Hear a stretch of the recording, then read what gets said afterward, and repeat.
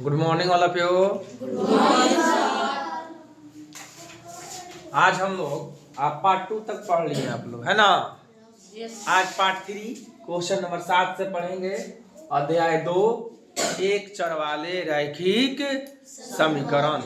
एक चर वाले रैखिक समीकरण का जो प्रश्नावली 2.2 है उसमें क्वेश्चन नंबर 7 से हम लोग देखेंगे, ठीक है। तो आइए पहले एक बार क्वेश्चन पढ़ लेते हैं, देख लेते हैं। पिता ने अपने 3 संतानों के बीच अपनी संपत्ति का बंटवारा 1, 2, 3 के अनुपात में करता है। पिता जो है उनके पास कुछ संपत्ति है, तो चाहते हैं कि हम उसको बंटवारा कर दें अपने संतानों के बीच में। तो किस अनुपात में करते हैं जी? 1, 2, 3 के अनुपात में। यानी एक बेटा को 1 रुपया देते हैं तो एक दूसरे बेटा को 2 रुपया देते हैं और एक तीसरे बेटा को 3 रुपया देते हैं। समझ रहे हैं? इस हिसाब से बंटवारा करते हैं। और अपने लिए इकाई 17,000, 10,000, लाख, कितना रुपया? 1 लाख रुपया रखता है। पिता जो है अपने लिए कितना रुपया रखते हैं? 1 लाख रुपया। अपने लिए कितना रुपया? 1 लाख रुपया अपने लिए रख लेते हैं। भाई उनको भी तो चाहिए बुढ़ापा का सहारा है। यदि उसकी कुल संपत्ति 2.5 लाख रुपया, 2.5 का मतलब कितना हुआ? 2.5 लाख रुपया की है, तो प्रत्येक संतान को हिस्से के रूप में क्या मिला? 2.5 लाख कुल संपत्ति कितनी क्या है जी? कुल संपत्ति पिता के पास क्या है? 2.5 लाख। सैकड़ा, हजार, 10,000, लाख, सैकड़ा, हजार, लाख, 2 लाख 50,000 रुपया। कितना रुपया है जी? 2,50,000 रुपया उनके पास है। अपने लिए क्या रख लेते हैं? 1 लाख रुपया। अपने लिए क्या रख लेते हैं? 1 लाख। अपने लिए रखते हैं, अपने लिए रखते हैं कितना? 1 लाख। 1 लाख रुपया। सब्ट्रैक्ट करेंगे, क्या हो जाएगा? घटाएंगे जी। अपने लिए रख लेते हैं तो 1.5 लाख रुपया क्यों बांटेंगे? 1 लाख रुपया उसमें से अपने लिए रख लेते हैं, तो जो बचेगा उसी को पुत्रों के बीच बंटवारा करेंगे। 1 लाख रुपया 2.5 लाख में से घटा लेंगे तो क्या आ जाएगा? 1.5 लाख। क्या आ जाएगा? 1.5 लाख रुपया जो है वे अपने लिए रख लेते हैं, सॉरी बच्चों के बीच बांटेंगे। बच्चों के बीच कितने रुपया बांटेंगे? 1.5 लाख रुपया।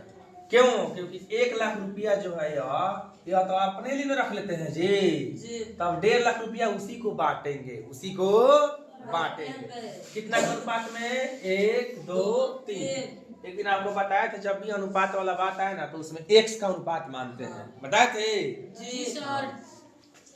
माना कि बंटवारा में x का अनुपात है, माना कि बंटवारा में x का अनुपात है। तो बताइए आप लोग के पापा 4 भाई होंगे तो क्या सबको बराबर मानते हैं?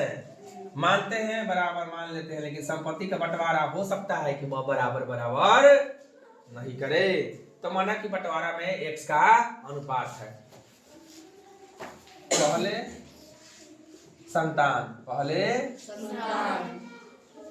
संतान को दिया गया राशि 1x, मतलब x। पहले का संतान को 1 मिला है, 1x, 1 नहीं लिखते हैं, केवल x। दूसरे संतान को दिया गया राशि 2x, तो उसका अनुपात 2 है, 2x।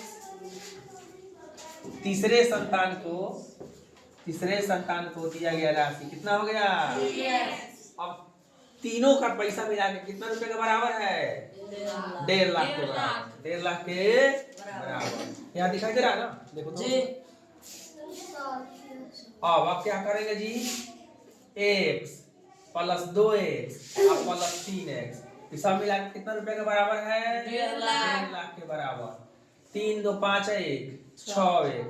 6x बराबर 1.5 लाख। 6x बराबर 1.5 लाख, या x बराबर 1,50,000 ना जी, बटा 6 बटा 6 x बराबर कटाएंगे 6 गुना 12 3 पर 0 30 6 पचे 30 1 2 3 x का मान कितना आया 25। पहला संतान का क्या था x था, पहले संतान की संपत्ति हो गई। इसकी पहले संतान यानी पहले संतान को 25,000 रुपया मात्र मिला। पहले संतान का हिस्सा, पहले संतान का 25,000 रुपया। दूसरे संतान का क्या हो जाएगा 50,000। हाँ, दूसरे संतान का हिस्सा 50,000 उसका था 2x, तो 2 से गुना कर लेंगे कितना में 25,000 में, ठीक है ना। तो कितना हो जाएगा 50,000। क्या हो जाएगा 50,000 रुपया। तीसरे संतान का हिस्सा, तीसरे संतान का हिस्सा क्या हो जाएगा, क्या है 3x, तो क्या हो जाएगा 3 गुना 25,000 कितना हो जाएगा 75,000 का तीसरे संतान का हिस्सा। अब सबको जोड़ेंगे तो 1.5 लाख हो भी जाएगा। 75,000 और 25,000 1 लाख आया हो गया, 1.5 लाख रुपया हो गया। इस तरह से बंटवारा हुआ उनके संतान के बीच। तो कोई दिक्कत नहीं है, ठीक है।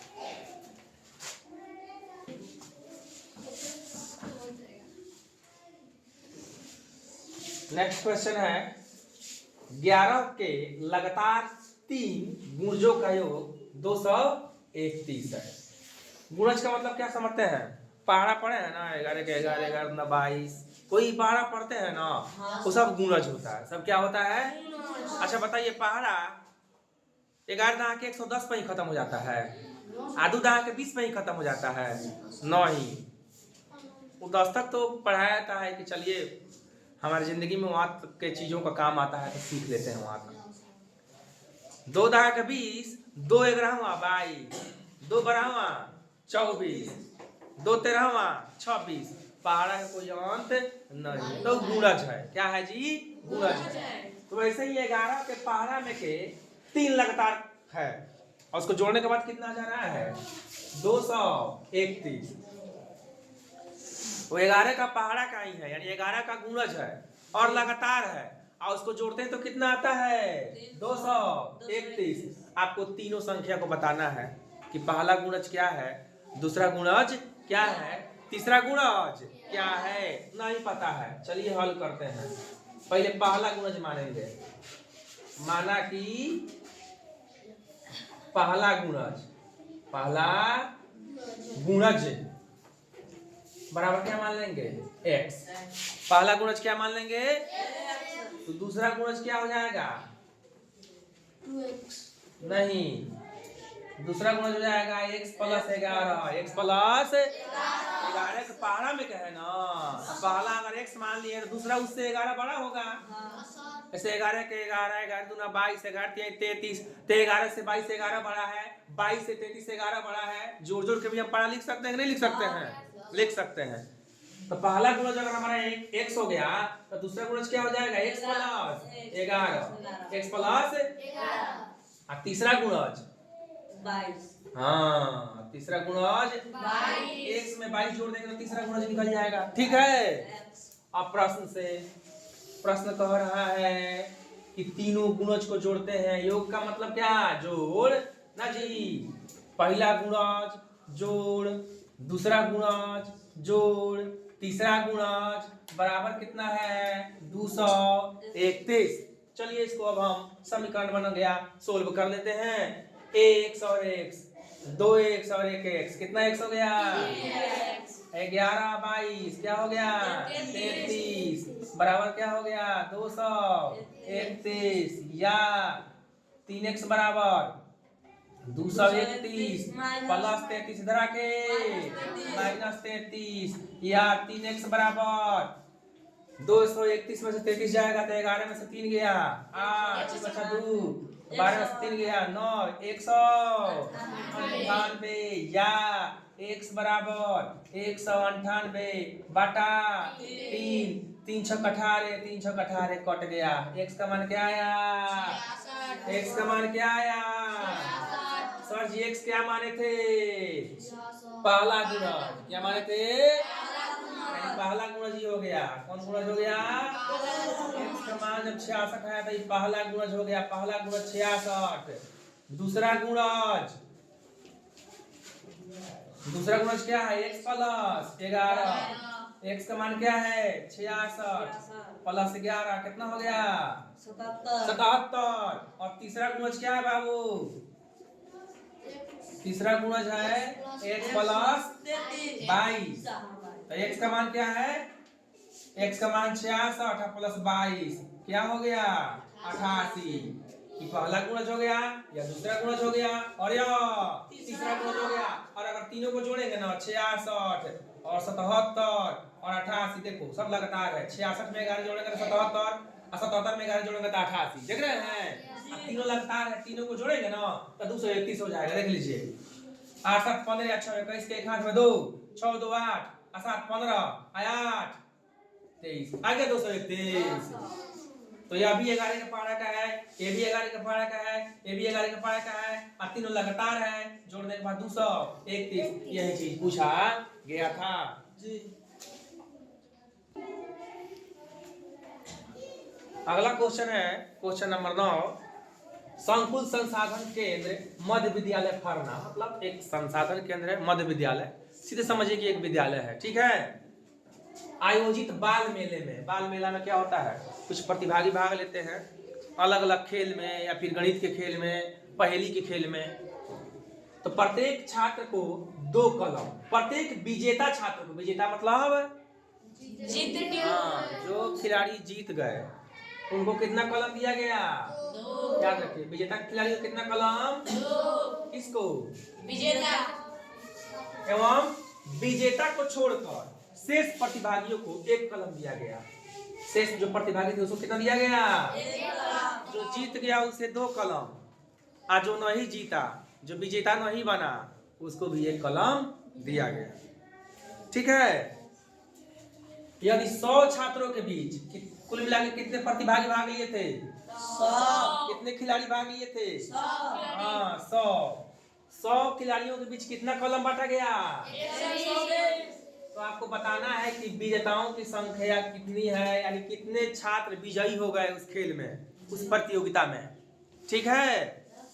तो हमें पता ही नहीं है कि कितने प्रतिभागी विजयी हुए और कितने विजयी नहीं हुए, लेकिन इतना तो पता है ना कि 100 छात्र थे जी, सब मिला के।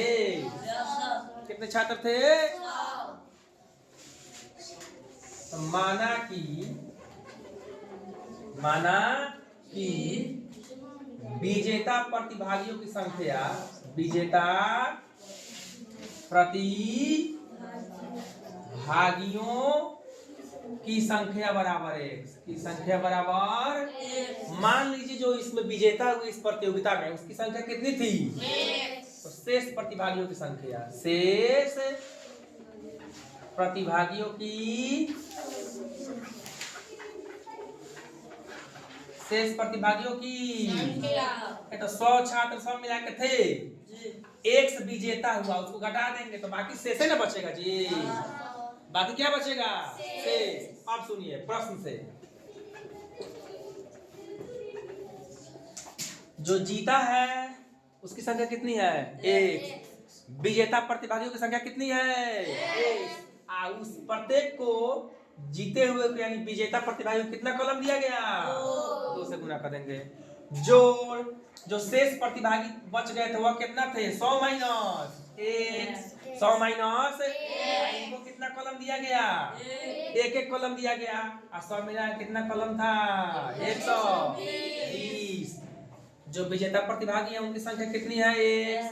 अब प्रत्येक खिलाड़ी को कितना कलम दिया गया है? 2 से क्या कर लेंगे? गुना। जोड़। जो शेष प्रतिभागी हुआ कितना है? 100 माइनस 1। अब प्रत्येक को कितना दिया गया है? कलम 1 से गुना कर लेंगे और दोनों को जोड़ेंगे तो कुल कलम कितना होना चाहिए? 120। या 2 से x में गुना करेंगे 2x, 1 से 100 में करेंगे 100, 1 से x में करेंगे तो उसमें कोई परिवर्तन होने से रहा नहीं होता है परिवर्तन 1 से गुना करने पर। अब देखिए 2x में से x माइनस में घट रहा है 1x, तो क्या बचेगा? x बराबर 120। इधर प्लस 100 था, इधर आके माइनस 100। x बराबर क्या हो गया, 120 में से 100 हो गया क्या, 20। और एक सर जी क्या माने थे, विजेता प्रतिभागियों की संख्या क्या माने थे, x माने थे। तो बताइए जो जीते यानी जो विजयी हुए उस खेल में, उस प्रतियोगिता में, उनकी संख्या कितनी थी, 20। यानी विजेता प्रतिभागियों की संख्या, प्रतिभागियों की संख्या बराबर कितनी हो गई, 20। यही हो गया हमारा आंसर। ठीक है, यस सर।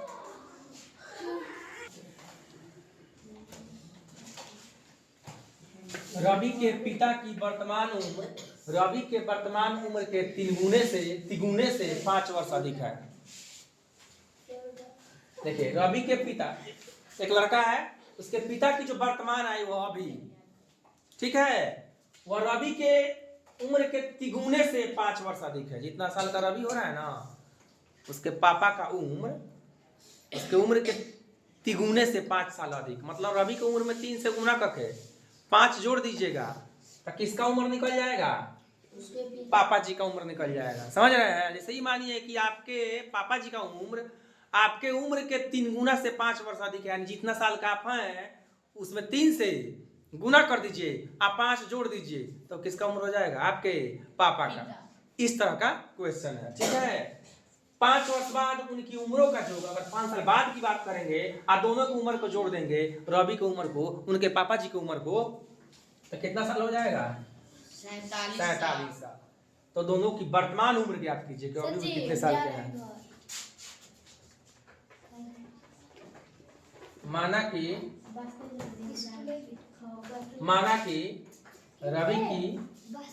रवि का वर्तमान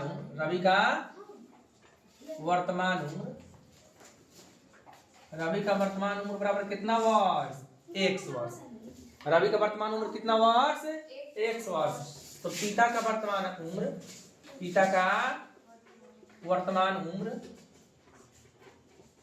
पिता क्या हो जाएंगे जी, रवि की उम्र से 3 गुना से 5 साल अधिक है। ठीक है, तो रवि की उम्र में कितना से गुना कर दिए, 3 से, कितना जोड़ दिए, 5। कितना हो जाएगा, 3 में 1 से करेंगे, 3x प्लस 5 वर्ष।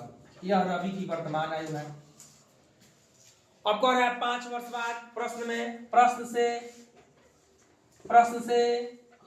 5 वर्ष बाद रवि का उम्र कितना होगा। तो अभी आप अगर 100 वर्ष के हैं तो 5 साल बाद कितना हो जाएंगे, 5 में x जोड़ दीजिए, मतलब 5 साल और बढ़ जाएंगे। आप x में 5 जोड़ दीजिए, 5 साल और बढ़। अभी आप 15 साल के हो रहे हैं तो 5 साल बाद कितना साल के होंगे, 20 साल के होंगे ना। तो 5 साल जोड़ेंगे और जोड़, फिर अभी वर्तमान उम्र पापा का कितना है, 3x प्लस 5। अब 5 साल के बाद क्या हो जाएंगे, 5 साल और बढ़ जाएंगे। तब 5 साल बाद की उम्र हो गई है किसकी, रवि की। 5 साल बाद जो रवि की उम्र होगी यह हो गई, अब 5 साल बाद जो पापा की उम्र होगी यह हो गई। दोनों को जोड़ेंगे तो कितना होगा, 47। चलिए x प्लस 5 जोड़ 3x और 5 5 10 बराबर कितना, 47। 3x और 1x कितना x हो गया, 4x बराबर 47 और 10 5 15 प्लस 15 जरा के माइनस 15। 4x बराबर 7 में से 5 गया 2 और 4 में से 1 गया 3। क्या हुआ जी, x बराबर 32 और गुना 4 इधर आके भागा 4। x का मान क्या आ गया, 8। क्या माने थे, वर्तमान उम्र माने थे किसका, रवि का। ठीक है, तो रवि का वर्तमान उम्र क्या हो गया, रवि का वर्तमान उम्र बराबर कितना, 8 वर्ष।